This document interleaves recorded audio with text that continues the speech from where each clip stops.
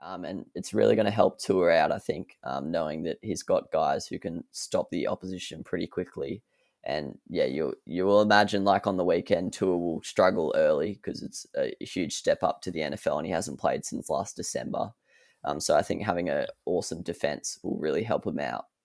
And who knows, could be like the Steelers last year. Their defense might be able to carry them all the way to the playoffs. I'm going with J.K. Dobbins here, mate.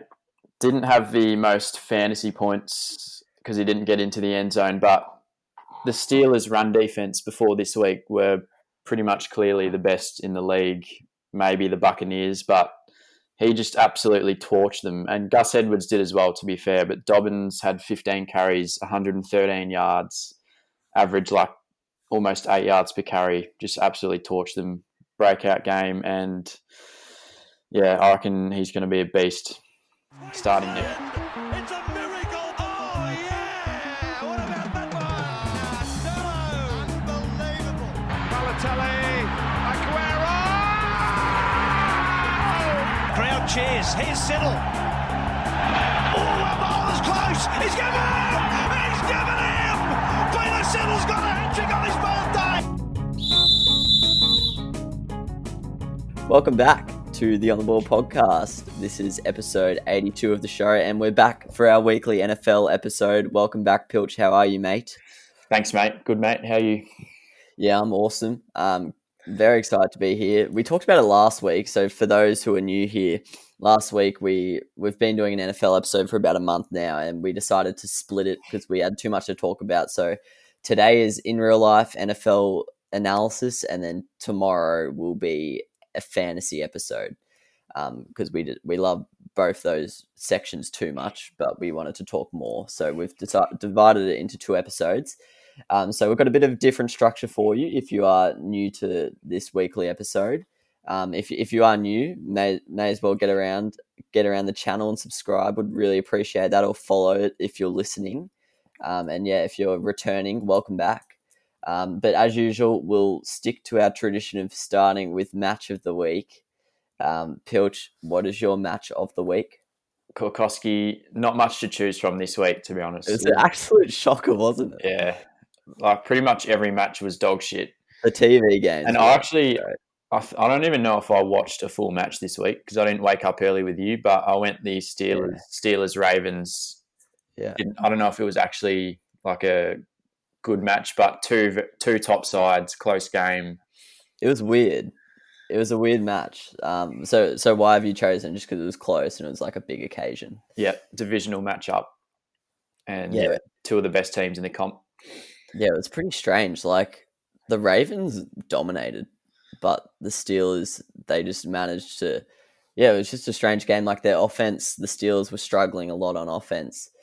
Claypool was really the only receiver who got going. I think Juju and Deontay had like 2 targets between them by the fourth quarter, and then Juju got going a little bit late. But yeah, they just had nothing going. I think it was Connor's. I don't know the stats, but from eye test, I think it was Connor's worst game of the season. He just couldn't really. Well, they're obviously a great defense, the Ravens, but yeah, he was really struggling against it. Big Ben was struggling as well. But yeah, the Ravens were all over them. They just couldn't score. They just weren't taking advantage of it. Lamar had 4 turnovers. Pretty hard to lose when your quarterback is giving the ball over 4 times. And yeah, I'll talk about Lamar in a little bit as one of my losers for the week. But yeah, no, it was a really good game. Not worries for the Steelers. It's almost a good thing that they're winning games when not playing at full strength. But yeah, it was an interesting one. But the Ravens weren't too far away from stealing it at the end there. Lamar had like a 30-yard touchdown, ruled back for a holding call and stuff like that. There was a few things that could have changed the result. That one would have hurt. Yeah, that did hurt the pain. Right, my match of the week, it was one we didn't watch either. It was the third. So in Australia, if you're not from Australia listening, we have two matches shown in the 2 early time slots on Sunday or Monday for us, and this was the third match in the second time slot, the Chargers versus the Broncos. The Broncos ended up running over the top of the Chargers 31-30. We were laughing at this game, weren't we? Yeah. In about the second quarter, we were just joking like, oh, they're tanking to get Trevor Lawrence, or we were just laughing. But yeah, they won it in the end. They leapfrogged the Chargers for third place in the AFC West. They went 21. They scored 21 points in the final quarter, Denver. So huge comeback, 3 passing touchdowns from Drew Lock brought them home on probably the most significant play of the game. There was about 8 seconds left. It was a 4th and 4. They threw it to the guy I was getting around last week, Albert. I don't know how to say his last name, Okwebenham or something like that. It was 4th and 4 on the 18-yard line, and there was a defensive pass interference on the 1-yard line. So I haven't seen it. I assume he was looking like catching it in the end zone, so he took him out. But yeah, that gave them a 1-yarder to complete with 1 second to go, and he hit up KJ Hamler, the rookie. And yeah, I watched a video actually, and it was talking about drafted players who their teams are instantly regretting, and one was KJ Hamler over Chase Claypool. But Hamler gets one back for the Broncos there. So yeah, huge win for the Broncos. They'd been struggling offensively, and then they seemed to really light it up in the second half. Phil Lindsay had a 55-yarder, and Melvin, he did nothing all game and then got going on that final drive. Really helped them steam down that field at the end there. But yeah, that was a great one. Wish we could have seen it on TV. All right, next section, bit of a new one, kind of similar to what we did have been doing the last month, but a winners and losers section. So winners can be a player, a team, a conference, a division, a set of like a position of players in a team. It could be anything really. So who's your first winner of week 8? Mine are actually all teams for this, but I'll start off with the Philly Eagles. Dusted up the Cowboys as they should have, but it's kind of fair to say that they're going to win the division now. Like, it's going to take a lot for them not to win now, so they should be happy with that. Yeah, they're not playing well at all. Yeah, they're not playing well, and they do suck, as you said, but they are definitely looking like a step above the other 3 at the moment. And like, I don't think they'll trouble anyone in the playoffs, really. It's a pretty ideal matchup for a wildcard team to get, but who knows? Full strength. They do have a lot of injuries. They are slowly getting better each game, it seems, although Wentz did have a bit of a shocker this weekend. But yeah, they might hit form by then, I don't know. But yeah, at the moment, it definitely looks like they'll be there. Maybe 7 wins or something like that, but we'll see. That, that division kind of surprises us each week. Do you rate Jalen Reagor? He kind of made a comeback this week, and don't think he scored. I don't know if he scored a touchdown. Definitely scored a 2-point conversion. Do you think he's going to make a difference to their offense, or do you think it's just Wentz being crap and it's kind of all over? Well, he's being hyped up quite a lot as one of like the top rookies of this class. We haven't really seen him much yet, but I think they're pretty confident that he'll be a god. So hopefully he does. Yeah, and Sanders should be back. Soon, sooner rather than later, and then Ertz as well. He's got to come back from IR, and Dallas got it returned. I don't think he did much in his return from IR, but yeah, once they've got all those guys, and then yes, Deshaun Jackson is still injured. I don't know what's happening with Alshon Jeffrey, but they slowly will start to get better. Lane Johnson, I know, is one of the better tackles in the league. He's been out as well, so all of a sudden a few pieces come back into that puzzle, and Philly aren't looking too bad. But yeah, 100%, I think we can pencil them in for the playoffs there. But you'd be licking your lips really if you were the number 1 wild card. Yeah, it's almost worth tanking to get the number 1 wild card spot. Yeah, it's actually an interesting thought. My first win is your man. I hope I'm not stealing your thunder here, but Joe Burrow and the Cincinnati Bengals as a whole. They've had a pretty frustrating fortnight with honourable losses. It's always a tough one, an honourable loss, because you're happy you're not getting thumped, but then at the same time you want, reward for your hard work. So they went within inches of beating the Colts, and then again the Browns last week. They were within a score of winning those 2 games. But yeah, the Bengals notched up their second win of the season against an informed Tennessee Titans team. Going to this week, I probably considered them the third seed in the AFC behind the Chiefs and the Steelers. So a highly ranked team. And yeah, the Bengals beat them. Just some points to mention that impressed me with this one. They had 5 drives for longer than 5 minutes. So if you look at the box scores, Tennessee actually like dominated them. They ran like 150 yards on the ground, and then they went like, I think Tanner's had over 250 yards in the air or something like that. And the Bengals didn't go anywhere near that. But yeah, they just grinded out a win, which is good to see against a good team. But yeah, 5 drives for longer than 5 minutes, including a 5-minute and 40-second drive in the latter part of the fourth quarter, which really just sealed the deal. Lots of small completions there from Burrow, just controlled footy, smart play. And from moving on here forward with the Bengals, they've got the Steelers this week, which will be a pretty hard one for them, I have to admit. Then they've got the bye. And then after the bye, they've got Washington, the Giants, the Dolphins, and the Cowboys. So, yes, the Bengals aren't the greatest of sides. They've been a bit inconsistent. But they're a genuine chance of winning 3 of those matches, if not all 4. And if they go 4-4 there, we could be seeing them at a 500 record, which would be pretty remarkable given that they've got a rookie quarterback and last year they only won 2 matches. So positive signs in Cincinnati. They did trade away one of their better defensive players, Carlos Dunlap, to the Seahawks, but I don't think he really wanted to be there anyway, so it's probably fair play. But yeah, positive signs for the Bengals. They've got a good, exciting young crop of players, so love to see it, really. Yep, that was my other winner as well. I thought it was going to be. I was stoked when I saw they beat the Titans. I reckon they've been underrated. Like, I do love the Bengals, so I'm a bit biased, but I reckon they've been underrated all year. They've lost 3 of their games by a field goal, both times to the Browns and to the Chargers.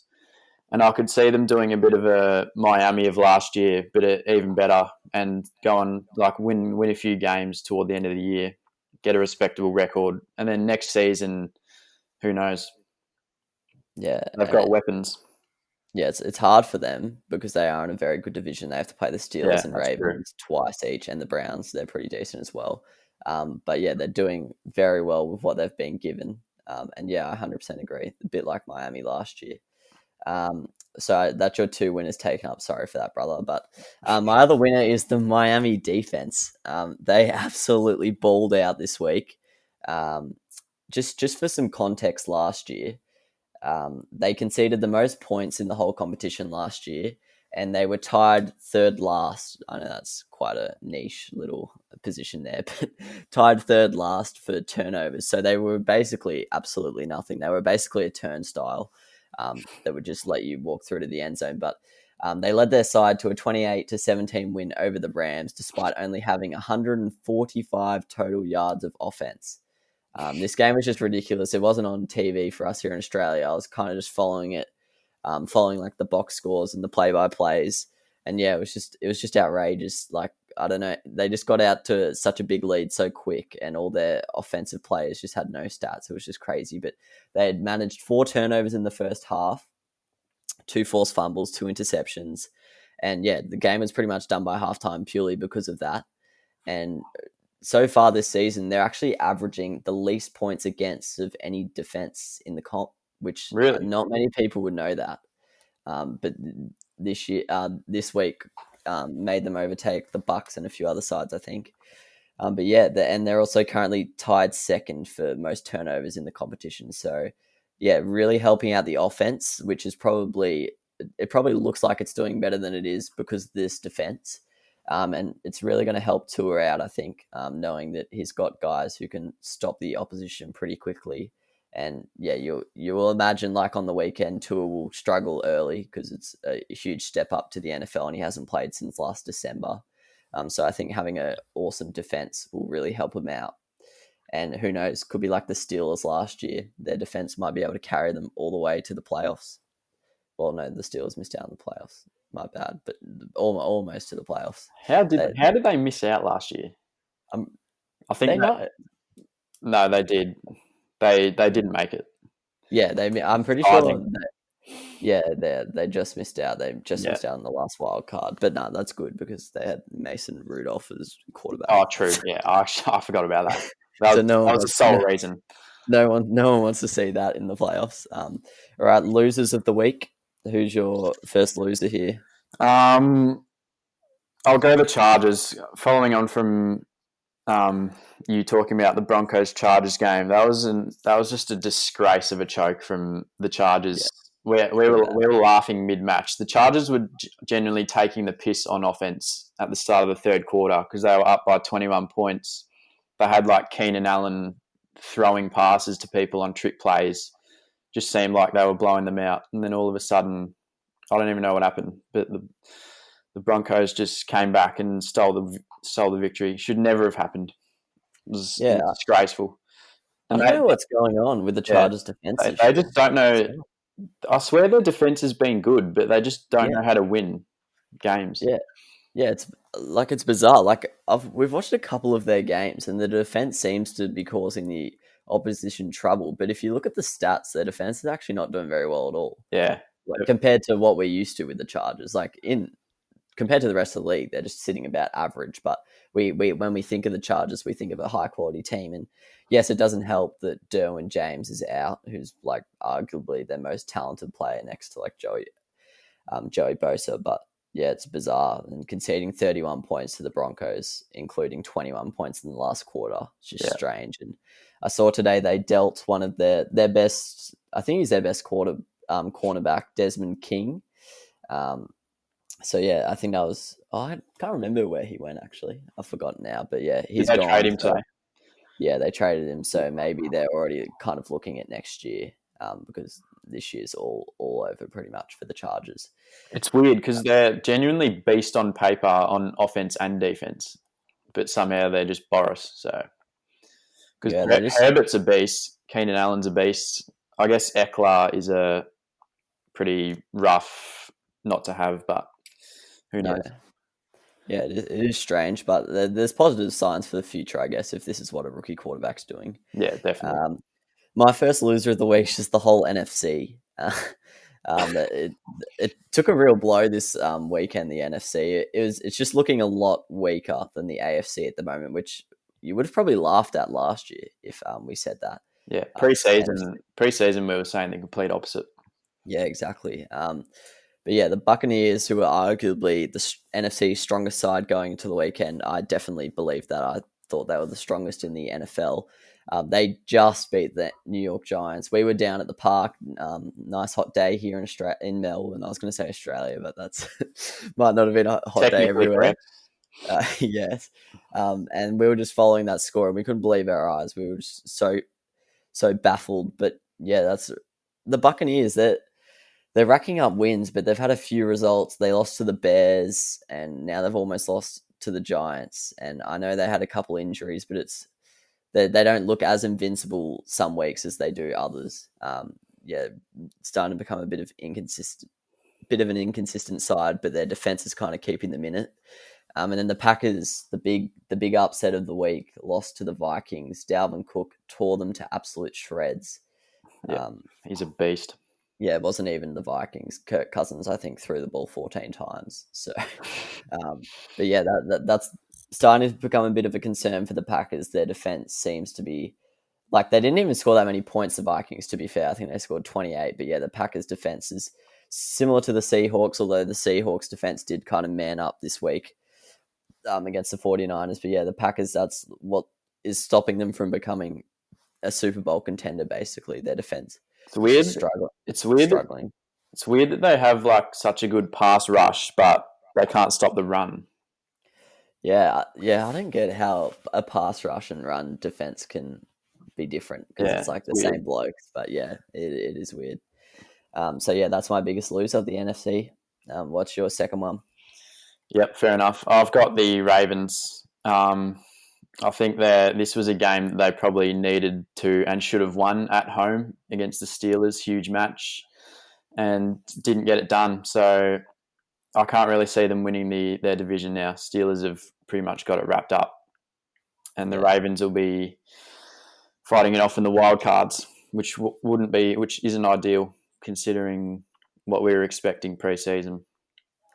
Yeah, definitely not ideal. There's not really not like the NFC. There's not really a weak AFC divisional champion. You're probably looking at the Bills and the Titans as to who the Ravens would be playing week 1.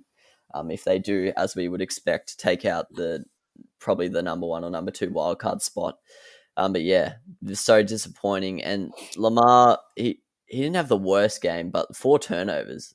He keeps doing this in big games, like against the Titans last year in the playoffs. He went for huge yardage, but had 3 turnovers.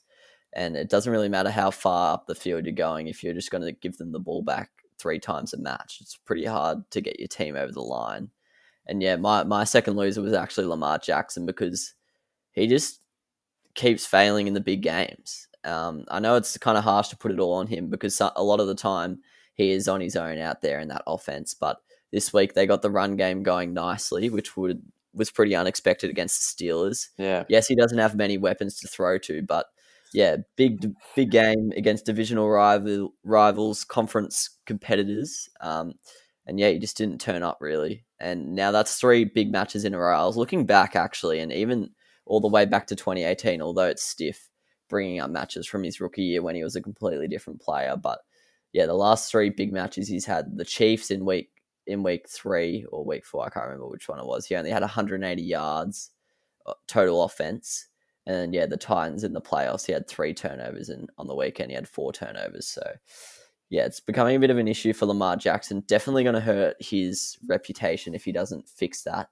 And realistically, it's going to prevent Baltimore from doing anything because you've got to win big matches to, make it push for the title. So yeah, probably starting to get pretty frustrating for Baltimore fans because like all well and good that you can beat Cincinnati 30-3, but if you can't challenge these big games, like what's the point of pumping small sides?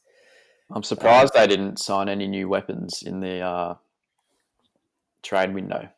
Yeah, it's bizarre.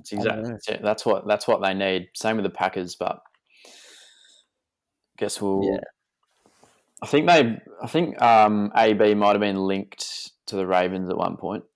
Oh no, sorry, that was Des Bryant, wasn't it? Oh yeah, no, Des Bryant does. Yeah. But he's on the practice squad, and who knows what's going to happen there. But yeah, Marquise Brown. Yeah, he's been a letdown. He lipped off on Twitter. Did he? Not happy with the amount of action he's seeing. He wants more footy apparently, and he said something on Twitter about it. I only saw 2 targets, but yeah, maybe that's his fault for not getting open. I can't say. I've just stared at him every Ravens game, but yeah, Lamar's got a lift because at the moment it's not good enough. But there are positive signs. J.K. Dobbins, bit of a breakout game on the weekend. Gus Edwards looks a lot superior to Mark Ingram. So if they can get that run game going, then that probably makes Lamar Jackson more dangerous. And then once they start focusing on the run game, then Lamar, he's probably got more margin for error in the passing game. So, there are positive signs, and the defense is playing great. So it's not all doom and gloom for the Ravens, but it is starting to become a bit of a worry now. Their big game form is just pretty bad, and that they need to buck that trend quickly. But yeah, moving on to the next section of the episode, players of the week, and then because it's we just saw week 8 conclude, we will be doing a mid-season awards segment. It's not going to be too in-depth, not going to be too crazy. You're just going to be handing out a few awards. But we'll start with our players of the week first. It's going to be a weekly thing. Offensive players of the week, pick 3 here. Who's your number 3? Oh, I haven't ranked them, but I'll go. I'll quickly rank them now in my head. I'll go DK Metcalf in at 3rd. Same. Yep. I think we're going to have the exact same people here. But yeah, Metcalf's in at 3 for me. To be honest, he probably should be 2nd for me, but I'll just put him 3rd. Yeah, huge game. 2 touchdowns, 130, 150 yards, whatever it was. Absolutely made you cruise to the W in your fantasy matchup this week. But he's an absolute beast. Yeah, I don't know how you stop him. He looks like the bloody Terminator on the field. Yeah, it's just stupid. think he had like 12 receptions or something, 14 targets. Yeah. Yeah, he's just a beast. Pretty hard to stop that Seattle air game. Like, you can only really double team one of Metcalf or Lockett, and the other's just going to thrust. So it's pretty rough when he's like, when they're dominating in the air and they don't even have a running game really at the moment with their main three guys injured. It's going to be scary if their running game does get going. But yeah, here's my number 3 as well. Number 2 for you. Do we both have Patrick Mahomes? Or No, I don't have Mahomes at all. I went Russell Wilson. Purely, Mahomes had the better stats, but Russell, divisional matchup against the 49ers, just absolutely tore them to shreds. 4 touchdowns. Did it with absolute ease. So because Mahomes played the Jets, gave it to Russ. Yeah, no, very fair. He went 284 yards, 4 touchdowns. So you're frothing that. And then, I went Mahomes, my number 2, 416 yards from 42 attempts, 5 touchdowns. As you said, Jets not the most formidable opponent, but absolutely torched them. Their offense had been failing a little bit the last 3 weeks. They'd had unfavorable conditions. But they hadn't been putting up big scores against the Bills and the Broncos. They put up a big score, but it wasn't really because of their offense. But this year, they kind of just this week they just reminded us they're still there. The Super Bowl champs, they're still there. And then number 1, got to be unanimous, the big Dalvin Cook. Dalvin, yep, absolutely tore up Green Bay. It was insane what he did. 226 yards from scrimmage, 4 touchdowns. That's not right. Like, it's just he's cooked. Like, the Minnesota running game is just beast. Yeah, he needs to be in the conversation for the league's best running back at this point, in my opinion. Dead set. Like, he's right up there. Like, yes, Derrick Henry's big, strong. He provides all those meme moments of fending blokes in the face. But yeah, Dalvin Cook gets it done on a more weekly basis. It has to be said. Yeah. And he's on not a good team, so exactly. Yeah, and like compare, like he's better than Aaron Jones's and stuff. Like, yeah, definitely. Aaron Jones is just lucky to be in that situation, really. Like, I'd still probably take McCaffrey over him, and then Kamara's hard to compare to the running backs. He's a wide receiver basically, but he is pretty bloody good when he has to run. I have to say, he's like loves a broken tackle. But yeah, it's annoying that Latavius just splits carries with him. I don't know if it's because Kamara can't handle the true workhorse workload, or they just want a committee, but it's kind of weird. Yeah, maybe it's because he gets so much action in the air that maybe it's not really feasible to have like 10 catches and 25 carries. But yeah, Murray's pretty talented, so I don't mind it. But yeah, probably does stop us seeing Kamara's true potential. But maybe when Thomas comes back, Kamara becomes less involved in the air, and then we start seeing him run more. But yeah, that's the offensive players of the week. I do 10-1 votes in QBs, wide receivers, running backs. So I'll just give a quick update on those rankings before we get into offensive rookie of the week. The QB rankings. Maybe I shouldn't say this because this is kind of related to my mid-season awards. But anyway, I'll just send it. Rodgers is on top of the QB rankings on 37 votes. Patrick Mahomes on second on 31. Russell Wilson third on 30.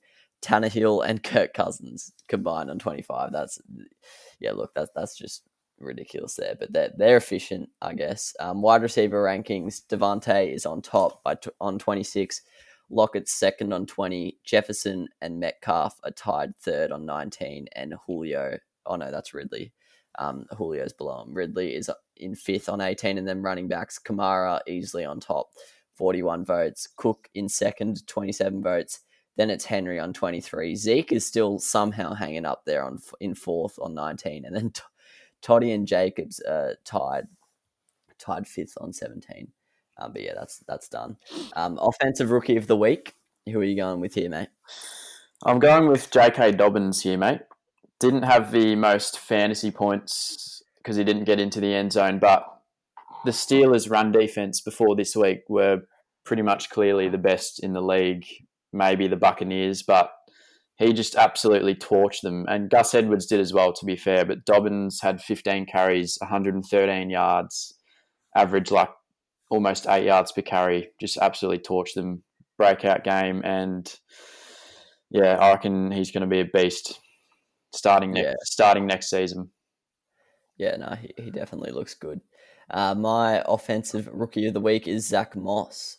Didn't have too much yardage, had 81 yards from scrimmage, but the 2 TDs really helped them get over the line with the Patriots. Both of them, they weren't really just like your 1 yard QB sneak kind of vibe. They were like pretty hard fought, wrestling over the line. Like it was kind of weird footy, but he played well. Patriots run D's not been that great this year, but 2 TDs as a rookie running back, pretty handy. You'll take that any day of the week. Normally, I'll be doing a defensive player of the week here, but I have to be honest, I haven't been doing. I'm a bit behind on my defensive votes, so I'll save that for when I catch up with that. I don't want to just pick someone out of the hat. But that moves us on to our mid-season awards. It's going to be nothing too in depth or anything like that. But yeah, MVP, you start us off, brother. Pretty obvious. Russell Wilson so far. Don't have his stats up, but he's clearly been the best quarterback in the league, and the Seahawks are 6-1, so he's in pole position, and I think he'll win it. I think he'll win it over Mahomes and Rodgers. Yeah, I think he'll definitely win it.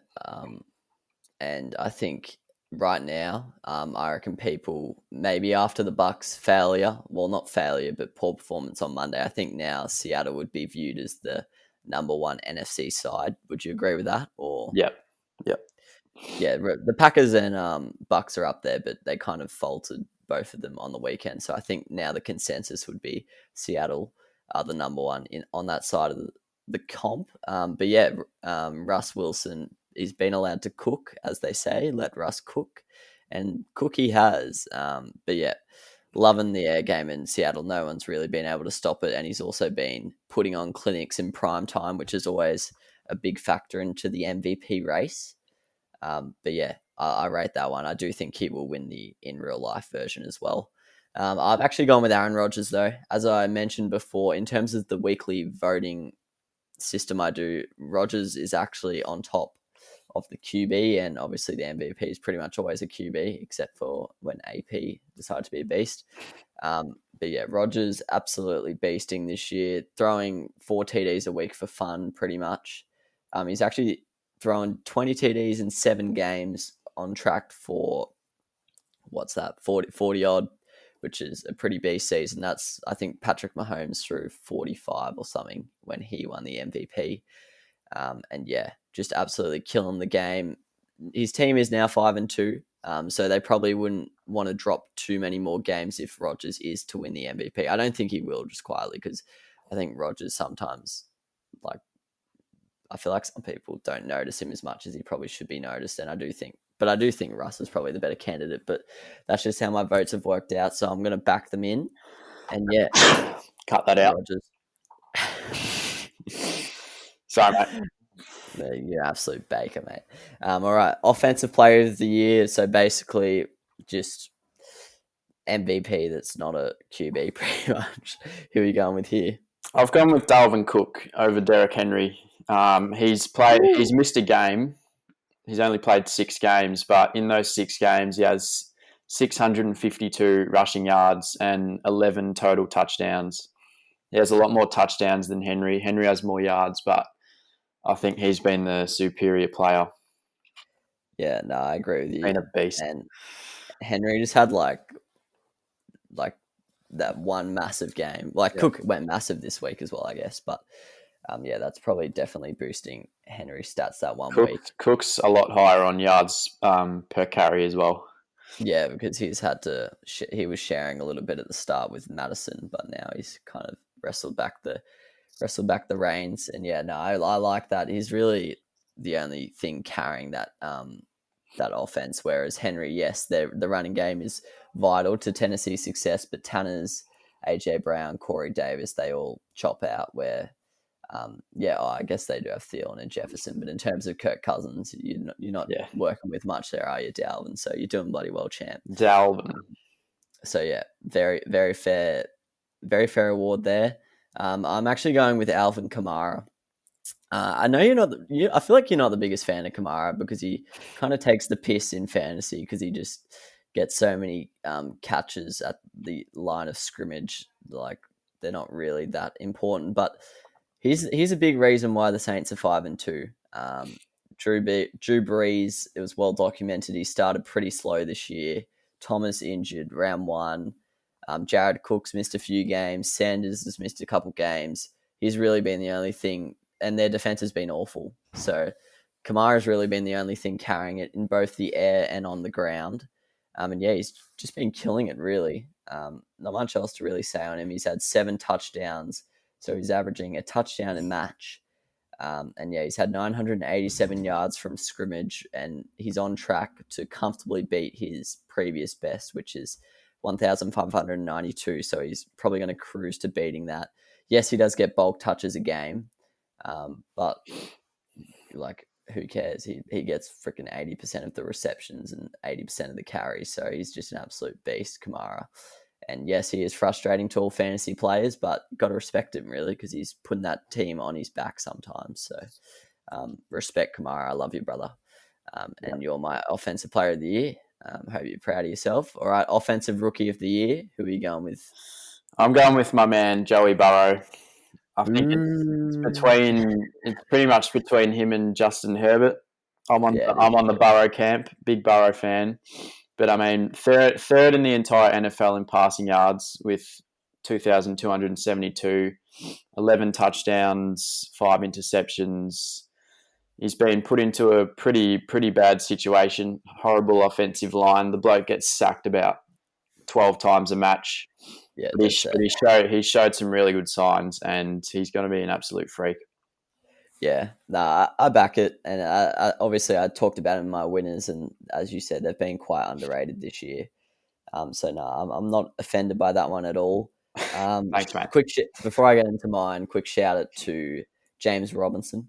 I think he's probably the third man for this award, I'd have to say. He's been above Clyde.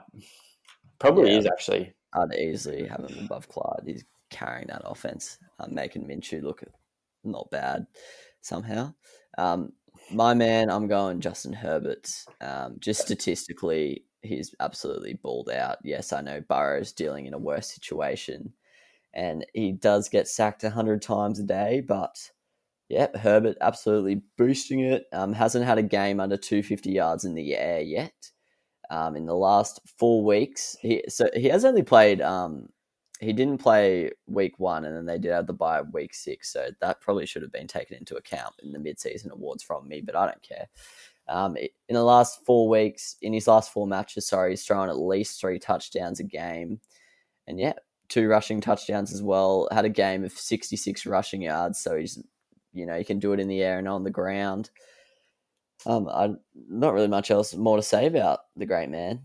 Everyone kind of knows how well he's been playing, just been balling out, been dropping 60-yard dimes to Jalen Guayton and Virgil Green and all these myths. Who the fuck is that bloke? He keeps making 70-yard grabs. I've absolutely never heard of him. They actually throw to a lot of randoms. Any throw over like 20 yards, it's either Mike Williams or someone you've never heard of, and then Keenan just takes everything within 20. But yeah, for me, it's Herbert, but I'm sure come the end of the season, we might have changed that verdict. And also, I think Burrow's strength of schedule has to be taken into account as well. Defensive player of the year, once again, was going to do that, but I didn't feel comfortable doing it because I haven't done my vote, so I didn't want to just pick a team out of my ass. All right, most impressive team so far this season. Who are you going with? I'm going with the Buccaneers. They are 7-1. That's correct, right? Yeah. Only loss was against the Bears, and yeah, no, they lost to the Saints week 1. Sorry. Oh yeah, sorry. That is true. But they're absolutely beasting it now, and Tom Brady is beasting it with a lot of weapons missing each week. Yeah, They have an unreal defense, which was probably a bit unexpected coming into the year, and they've just blown expectations out of the water. There's blokes like yourself who are saying Super Bowl favourites for Tampa. So I mean, yeah, hard to look past them. yeah. I was very skeptical of them. I thought there was a good chance they were going to be the Browns of last year. Everyone hopped on them in the off season, Yeah, I and I wasn't thought, really convinced either. yeah, we bloody. Well, I don't know if you did. I definitely tipped the Falcons above the Bucks in their division. I just thought Tom Brady was kind of past it, and he wasn't going to be as good. But he's definitely proved me and all the doubters wrong. He's been absolutely brilliant this year. And yeah, as you said, we haven't really seen the offense fully firing yet. Fournette's missed time, Evans has missed time, Godwin's missed time. Now they've got Antonio Brown. Totally. Gronk's only really hitting his straps in the last fortnight. So, yeah, it's pretty exciting what their offense is going to do. And now their defense is certified one of the best in the comp. Last year they used to ship like 50 points. They had a few good pass rushers. Obviously, Shaq Barrett was up there in the sacks. But yeah, absolutely. They've got a good what they're secondary doing. now. Yeah, they're killing the game. Carlton Davis or whatever his name is. Yeah, that guy beasts whenever they're on TV. My team is the Cardinals, currently sitting second in the NFC West, which is that in itself is extremely impressive. But the fact that they're 5-2 is absolutely insane. Their defense has really stood up this year. Only conceded 146 points in 7 outings. Obviously, that huge primetime win over the Seahawks was their highlight of the season so far. But they're looking like a solid candidate for an NFC wildcard spot. Well, pretty much if they fight off the Rams and 49ers and stick in at second in the NFC West, that they're basically wrapped up a wildcard spot. Because surely one wild card has to go to that division, if not 2, if not 3. So yeah, the Cardinals have been awesome. Murray, people were kind of predicting it. I listened to a few podcasts and they were actually thinking he was a smoky for the MVP in the preseason. But yeah, he's really stood up. Hopkins has proved to be as much of a steal of a trade as we were expecting. And yeah, the defense is, as I mentioned before, really stepped up. So good signs for the Cardinals. Probably got to get their running game sorted a little bit, but hopefully Chase Edmonds in the next couple of weeks with Drake out can, keep up the momentum he's had in the last month. He's been averaging like 4.5 yards per carry compared to Drake's like 2. So hopefully that can improve and that will help their air game as well. But Murray's scrambling. You don't even need to do anything else. It's so overpowered. Most disappointing team for you though? Yeah, Murray's a freak. I've got 2 here. Couldn't split them. Well, my one is the Cowboys, but also the Vikings. I've added the Vikings in there because the Cowboys did lose Dak, which is kind of unlucky. But they've both been huge disappointments. Yeah, I think I had the Vikings scraping into the playoffs. I pre-season. think I had them 10 wins. I don't know what's going on there. They've been. I mean, they did just beat the Packers 2 nights ago, so which is pretty good. But 2-5, they've been pretty dog shit. Yeah, they have been pretty poor. But yeah, the Cowboys. And the Cowboys speaks for itself. Just shocking defense. Their offense was beast, and now it sucks as well without Dak. But yeah, they're just atrocious. Yeah, 100% agree. And people were saying they would go like 13-3. Yeah, I'll be honest. Like, I hate to put on a cape here, but put it on, mate. I was not copping. I was never copying those calls. I always was going to say the Eagles were going to win this division. I said that in the prediction video episodes. Go check them out if you want to prove me wrong. But yeah, obviously the Dak injuries helped my cause there because they might have finished above the Eagles just through pure offensive scoring. But yeah, for those who were saying they were Super Bowl contenders, like what did they even do compared to last year? They just added like CD Lamb. It's like, sick. Yeah. They thought it was all because of Jason Garrett, but clearly wasn't the case. Yeah, like I have to say, I did think the coaching was going to make a difference, and it hasn't at all. But I just thought it was really arrogant what they did with their defense. It was pretty bad last year, and then they let go one of the best cornerbacks in the comp in Byron Jones and just didn't replace him. So I'm almost glad that they're really struggling because I think I don't rate the way they were going about it, just trying to load up on offense and just have a shocking defense. But yeah, I think next year they're going to have to make some big signings on both. Well, the other side of the ball, offense will probably be all G, but yeah, very disappointing. Jared Jones cop. My most disappointing, I was going to say the Cowboys, but I went the Patriots. Yes, it's probably pretty stiff, but I actually, once again, I'll chuck the cape on. I didn't think they were going to have this record. I thought they were a sniff to make a wild card spot, but they're 2-5 right now, and they've looked pretty bad. They looked alright on the weekend, but they've looked pretty bad in the 2 games prior. And yeah, a lot of people thought, yes, the Bills will win the division, but the Patriots still might go 9 or 10 wins. I predicted Miami to finish above them, but that was kind of just a bit of a humorous selection, just a bit of heart over mind. But they actually have been very poor, and Miami are looking strong favourites to finish above them at the moment, and playoffs is out of the picture now for the Patriots. And yeah, to those, like, it's always hard to doubt Bill Belichick and the Patriots because they've just been insane for so long. But yeah, every podcast I was listening to, some were even saying they would still finish above the Bills. And yeah, they couldn't be much further away from that. So yeah, 2-5, very disappointing in my opinion. Yeah, totally agree there. I actually, pre-season, I thought they would still make the playoffs just because of Big Bill. But yeah, they've been pretty shit. And Cam Newton's been pretty shit too. Yeah, like I had low expectations for Cam, and he's probably somehow not even met them. That's saying he looked so good in the first 2 weeks, but I think it was just because of his rushing touchdowns. To be honest, I don't know if he was ever actually balling out through the air. Yeah. Anyway, so that's all we've got for today. Just a quick look ahead to week 9. There's some pretty juicy games. I'll get your pick for some games. All right, yep. Friday night footy or Thursday night footy. I'm asking you a question as well afterwards. Okay, you go first with the pick. Thursday night football, 49ers Packers. Who you got? All right. Do you have where the games are? The second team, I say. Okay, 49ers Packers. I'm going. Oh, that's actually tough because the Packers have lost their entire backfield. Actually, no, the first team I said was at home. I think Google will do it the other way around. I'm going to... So it's at the 49ers, I think. Actually, no. I'm going the Packers. Garoppolo's out. They have Nick Mullins and Kittle's out. So, yeah, Packers. Yeah, fair enough. You know, Mullins actually got like 7 votes in my thing. Yeah, he actually played well. He actually beasted when he came in. All right. I'm not going to do every game. Colts Ravens in Indy. That could actually be surprisingly good, that one. I'm going to go Ravens over the Colts there. Big Titans Bears.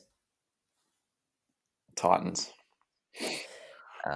Bills Seahawks. It's probably easy. Ooh. In Buffalo. You have to go Seahawks though. Yeah, I'm not really being bold with any of these, but I'm using logic. Not fair. Cardinals Dolphins. No. Oh, I'll say Dolphins. I'll go bold on that one. Say Dolphins. Spicy. And last one, Bucks Saints. Rematch. Bucks. Yeah, I agree with you there. Definitely.